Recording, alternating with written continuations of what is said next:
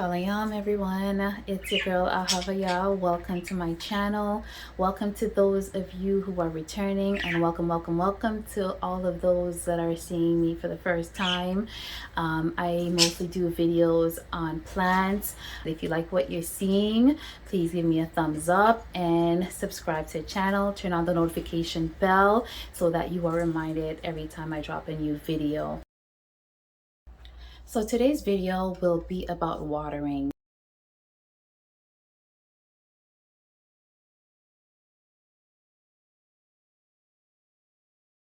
When you bottom water, you basically take a tub of water, some kind of bowl or something that's big enough to hold your pot, and you fill that with water just enough so that it doesn't overflow once you put your pot into it. And what you'll do is you'll sit your pot into the bowl or whatever receptacle it is that you've chosen to do this bottom watering. You'll set it in, and you'll just wait for basically the soil and the entire pot to be saturated with water. And then once that's fully saturated, then you would take it out and then let it drain, and then that's called bottom watering. The other most common way of watering your plant is by just simply pouring water onto the soil from the top and hoping that the entire root ball or the entire pot of soil is saturated for your roots to get enough water.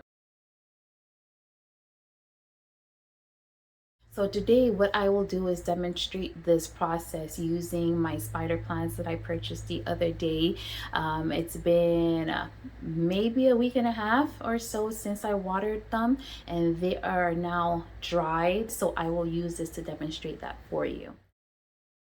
Right, so here are my spider plants. It is pretty dry. Dry to the touch. It feels very light. Okay, so here we go.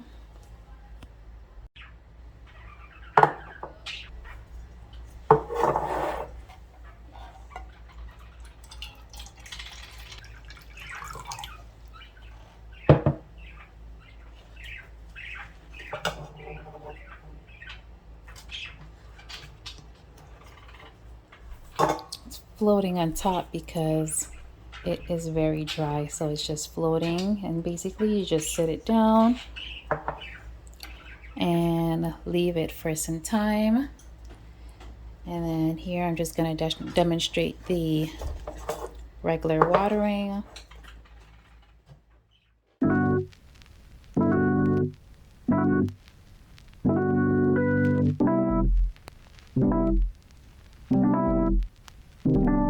So as previously mentioned, you're going to slowly and periodically pour water onto the top of your soil and just allow the water to soak in. Now, once in a while, you should top water your plants, because bottom watering does not flush out excess salt and minerals like top watering does. You need to top water your plants in order to flush the salts and minerals out about once a month or so. Some plants are extra sensitive, so it's good to make sure that you research your plant and see if it's sensitive to salt or minerals. I do also want to mention that sometimes when you bottom water, there is a tendency to forget that you are bottom watering your plants, especially if it's, you just put your plant in a pot of water and you just leave it sitting there on the counter. It's very easy to just forget about it and leave it sitting in there for a while, so that could be a problem. In that case, you might want to set an alarm so that you can remember and take your plant out of the water.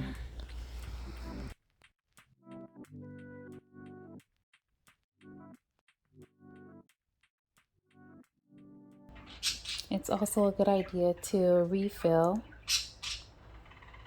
your container of water. Ideally, what you like to do is fill the container of water or surround your pot of plant with enough water to reach the soil. Okay, and then just let it sit.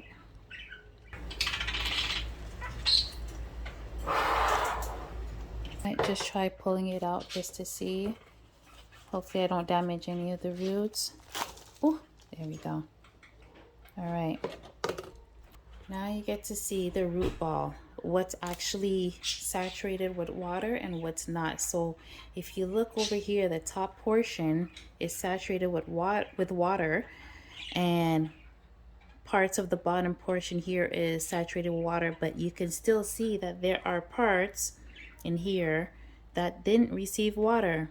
Looking on this side as well, same thing. So the water is here, the soil is saturated here, but up here it's still dry.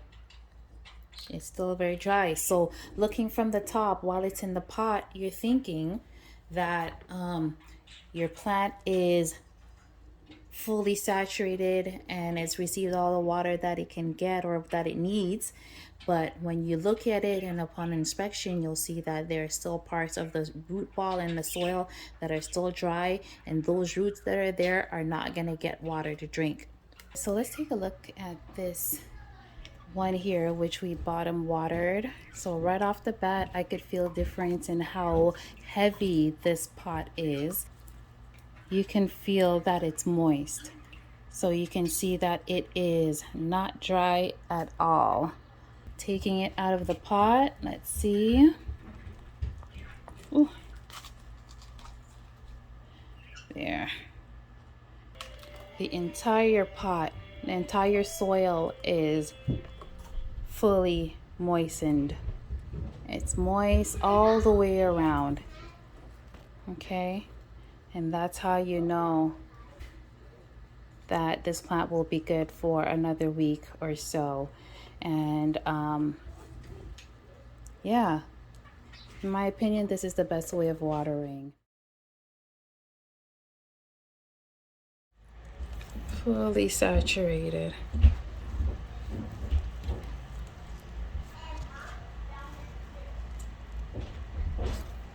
Dry parts.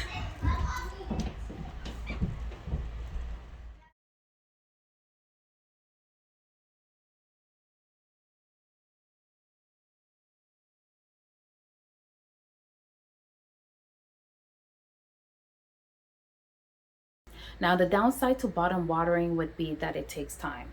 If you don't have time, you probably shouldn't start bottom watering, because once you set the pot into the container or jug of water, oh, not jug, but once you set it into your water, you want to leave it for a minimum of 5 minutes so that the entire root ball can absorb all the water that it needs.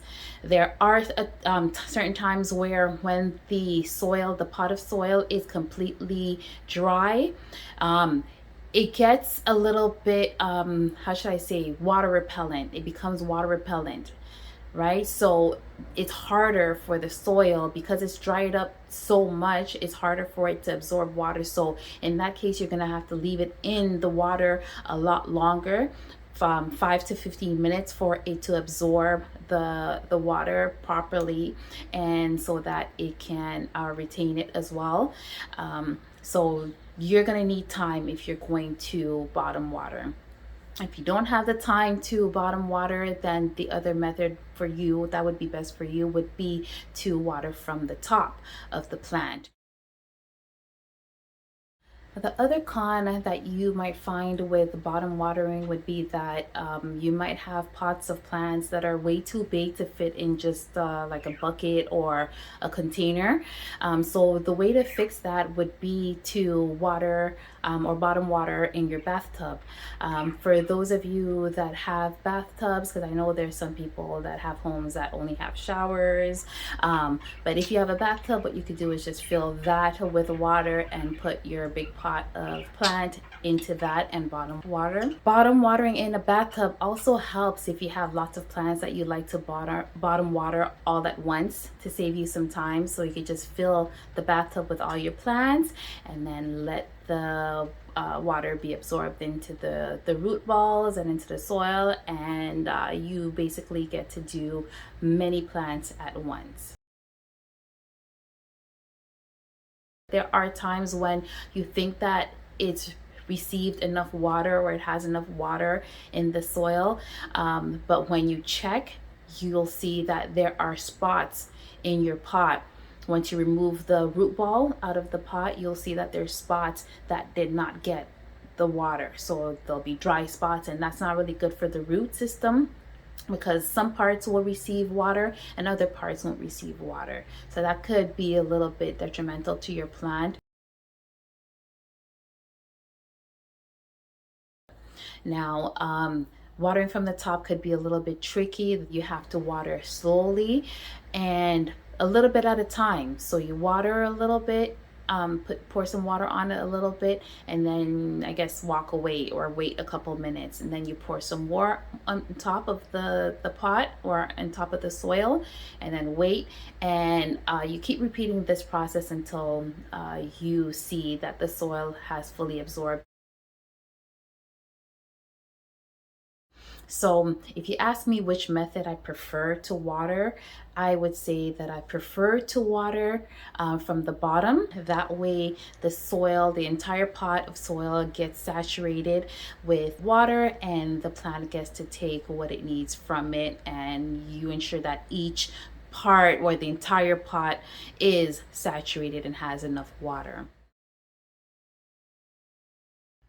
All right, guys, so that's the end of the video. Thank you so much for watching. If you enjoyed this video, please give me a big thumbs up, and don't forget to subscribe if you haven't done so already, and turn on the notification bell so that you can be alerted anytime we drop, or anytime I drop a new video. All right, thanks for watching once again. Shalom.